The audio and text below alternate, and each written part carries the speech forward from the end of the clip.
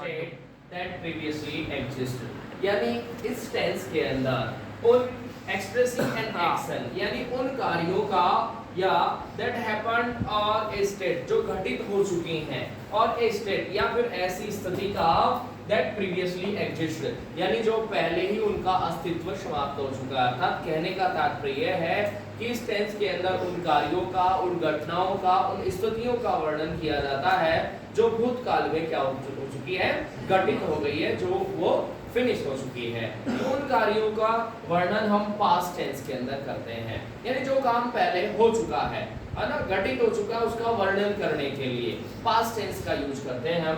Past indefinite tense देखिए इसके अंदर the past indefinite tense is used to indicate a finished or complete action, task that occurred या happened, दोनों एक ही चीज है, at a specific point in time in the past।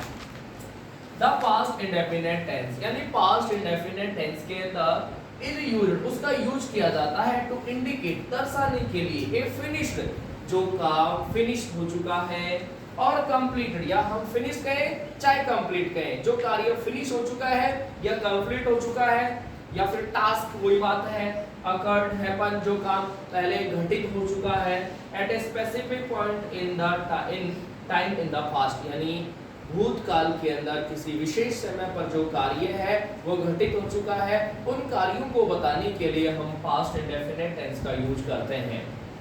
Affirmative sentences के अंदर देखिए इसके अंदर क्या होगा, स्ट्रक्चर, सब्जेक्ट, वर्ब की सेकंड फॉर्म और ऑब्जेक्ट, यानी एकमात्र ऐसा टेंस है जिसके अंदर हम वर्ब की सेकंड फॉर्म का यूज करते हैं। ओके, यानी पूरे टेंसेस के अंदर केवल यही एकमात्र टेंस होगा।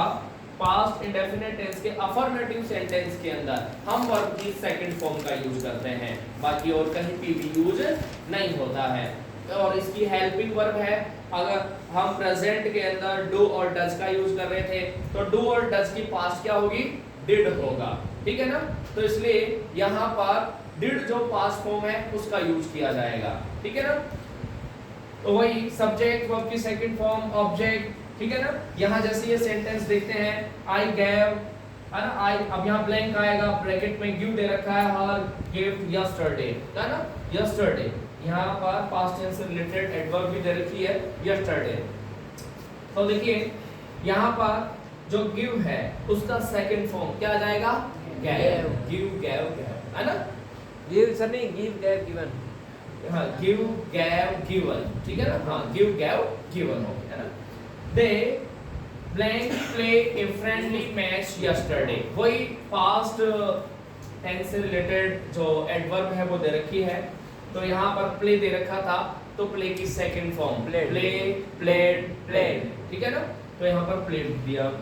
गांधी जी ब्लैंक इन 1948, ठीक है ना, पास, पास का पास्ट हो जाएगा। हमको पता है कि गांधी जी 1948 में गुजर गए, ठीक है ना।